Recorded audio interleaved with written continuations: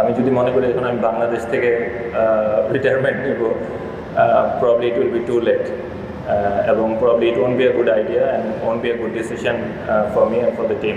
আমার কাছে মনে হয় যে probably it is the right time to take this decision. আলহামদুলিল্লাহ আমার কোনো আক্ষেপ নেই, আমার এক ফোঁটাও আক্ষেপ নেই, কারণ আমার মনে হয় যে playing for Bangladesh for so many years, I think it's quite a good thing for personally, if I say. তো হ্যাঁ,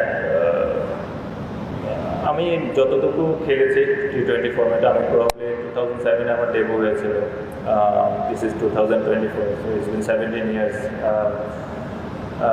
আমি জানি না আমি কতটুকু ভালো করতে পেরেছি বা আমি কতটুকু করেছি টিমের জন্য, but I have tried my level best to serve for the team.